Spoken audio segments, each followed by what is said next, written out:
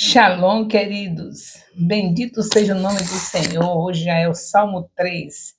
Semana abençoada. Deus falando aos nossos corações. Salmo 3 tem como título Confiança na salvação de Deus. Louvado seja Deus. Bem, vamos ver aqui nosso comentário. Esse Salmo 3 relata que o salmista, cercado de aflições e clamando ao Senhor em sua angústia, exprime profunda confiança em Deus. O título que introduz este salmo indica que Davi escreveu o salmo depois que o seu filho Absalão se rebelou contra ele e tomou o trono de Israel. Segundo Samuel 15, de 1 a 29, nos fala sobre isso. Com muita angústia, Davi fugiu de Jerusalém, mas ainda confiava em Deus. A rebelião de Absalão parece ser tão bem sucedida que muitas pessoas pensam que Davi não tem mais chance de escapar. Ele parece ter pouca esperança de salvar a sua vida. Mas a fé de Davi em Deus é inabalável. Ele se deita à noite sabendo que Deus ouve suas orações e o protege. Ele acorda de manhã com confiança renovada. Tudo isso demonstra nesse salmo. Os perigos que o enfrentam apenas aumentam sua confiança em Deus. Ele clama a Deus para que se levante e salve. Além disso, ele lembra que Deus feriu os inimigos no passado e quebrou os dentes dos ímpios. Assim, ele reconhece que a salvação pertence ao Senhor, ou seja, ele espera nada menos que a vitória total. Louvado seja Deus. A confiança de Davi nesse salmo. Então, você já sabe que os salmos não é algo assim para a gente pegar assim, ler e achar que é o que a gente acha. Não, é o que Deus está falando. O Salmo 2, você já viu, né? Está falando de reino, tanto o reino da terra como o reino espiritual. No Salmo 2, no Salmo 1 você viu falando quem é bem-aventurado, quem é que é feliz. Deus está dizendo quem é feliz aí no Salmo 1. No Salmo 2, falando que se trata de reino espiritual e reino material. Que era a maneira de Deus mostrar a sua vitória através dos ungidos, como fez muitas vezes através dos reis de Israel. Nesse 3, a gente vê que Davi estava num período difícil da sua vida, quando seu filho se revoltou contra ele, fez tudo que vocês sabem, que já passamos por isso, né? Já estudamos a história de Davi e Salomão, as misérias que um filho faz contra um pai, que é uma coisa que não dá nem para a gente ler e não acredita, pensando que não está ouvindo aquilo, que não está lendo aquilo. Não se entende como é que o filho, sabendo que Deus falou que é para honrar o pai e a mãe, porque só desse jeito os dias são prolongados, e todos nós queremos dias prolongados, mas tem filhos que cegam, não reparam o que Deus está dizendo, não medita no que Deus está falando. Pensa que é brincadeira, ainda não vi um filho rebelde ter vida prolongada. Inclusive Salomão aqui, vocês viram a história, quando estávamos estudando nesses capítulos, do livro dos reis, do livro das crônicas, nós vimos as histórias, essa história, e vimos que Salomão se deu mal, teve uma morte esquisita. Mas acontece, né? Essas coisas. Pois nesse período de dor, de sofrimento, é que Davi escreve esse salmo.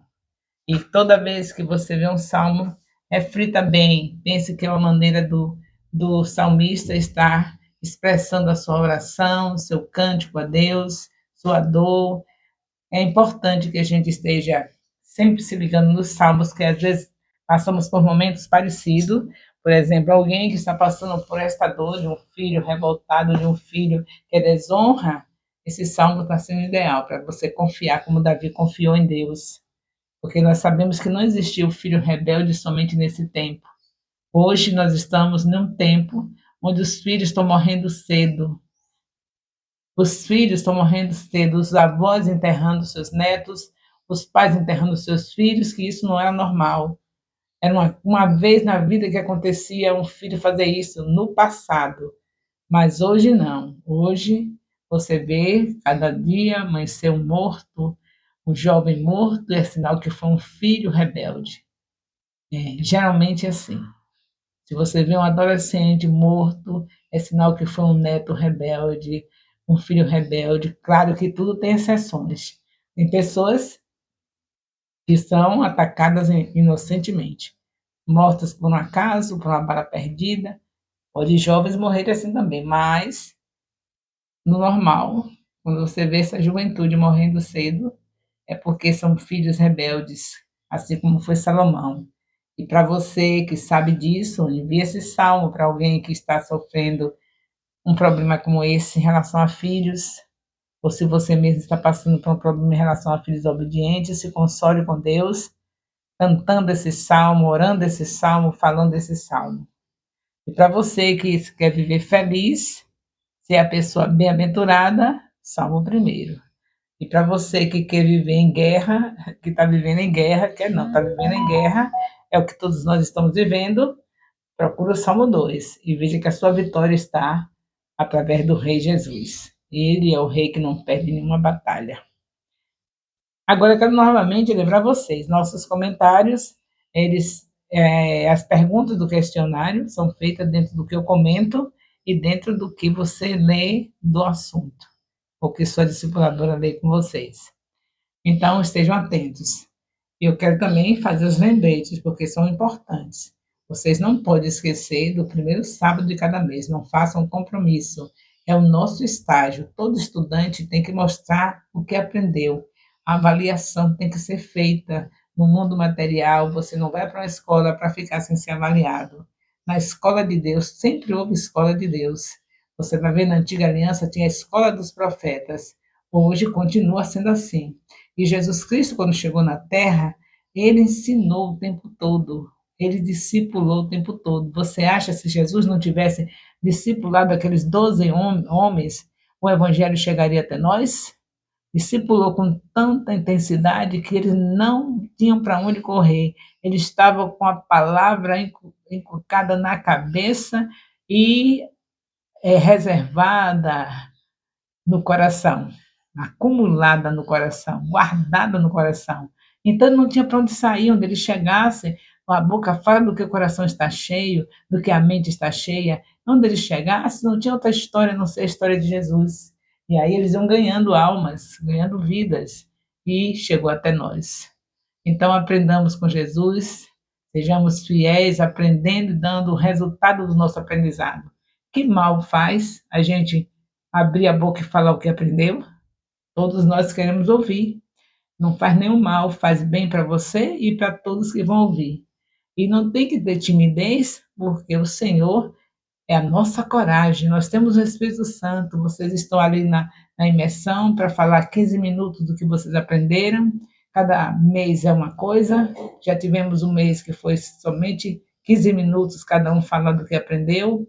E depois disso está sendo o jogral do que aprenderam as lições e agora vão apresentar a lição em forma de jogral. No outro mês é peça teatral, fazer as peças com os assuntos, fazer a peça, por exemplo, você está no capítulo 11, você vai falar de Nimrod, você vai apresentar Nimrod, o bisneto, o bisneto maldito de Noé. É algo muito terrível isso, né? Noé é um homem de Deus escolhido pelo Senhor para recomeçar a aliança de Deus com os homens depois do dilúvio. Ele amaldiçoou o neto e esse bisneto de Noé foi maldito, se tornou Deus só. Sua esposa era Tamires, era a deusa, a rainha dos céus, que você vê na Bíblia escrito. O seu filho Tamuz, que se apresenta sempre nas estátuas, uma mulher com a criança nos braços. É uma história, queridos. A Bíblia toda é cheia de histórias e verdadeiras. Então você pode fazer a peça, apresentando Nimrod, se achando tal, pegando, rebanhando o povo, fazendo a, fazendo a Torre de Babel, Aí daquela torre gerou a Babilônia, que é a mãe de todas as falsas religiões. Por isso que nós temos que estudar, para saber tudo que está na Bíblia. Só vale a pena isso. Só vale a pena saber o que está na Bíblia, porque você não vê nada mais importante do que a Bíblia. Porque a Bíblia é Deus falando com a gente. Então, você vai fazer uma peça como essa, você já imaginou como vai isso ficar fixado na mente de todos que estiverem assistindo? Todos já estudaram o assunto, mas quando vê você fazer essa peça, aí vai ficar mais entendido, vai ficar mais gravado. E o que Deus quer é isso, que fique gravado e fique escondido no coração da gente a palavra dele. O processo é esse, cada sábado, primeiro sábado de cada mês, nós vamos fazer isso, uma festa com a palavra, mostrar que nós amamos a palavra, nós amamos ouvir Deus, nós amamos Jesus, porque Ele é a palavra. E aí é uma festa, um festival com a palavra de Deus, apresentando a palavra de Deus em N maneira. Deus fica feliz com isso, né? Eu acho até que Ele desce do trono para ver que nós estamos fazendo festa com a sua palavra, todo o primeiro sábado de cada mês. Então, só me resta dizer a vocês, aguardamos vocês e sabemos que todos estarão em obediência, porque sem obediência não alcançaremos a profecia que foi lançada. Eu já falei que nós teremos os melhores anos do Ministério Apostólico Internacional Filhos de Jerusalém. Falei baseada na palavra, porque vamos prosperar, prosperar, prosperar, como diz o Salmo 1. O amor de Deus, nosso Pai, a graça salvadora do nosso Senhor Jesus Cristo, a comunhão do Espírito Santo, seja com todos os discipuladores e discípulos do Ministério Apostólico Internacional Filhos de Jerusalém, desde agora e para sempre. Amém. Louvado seja Deus.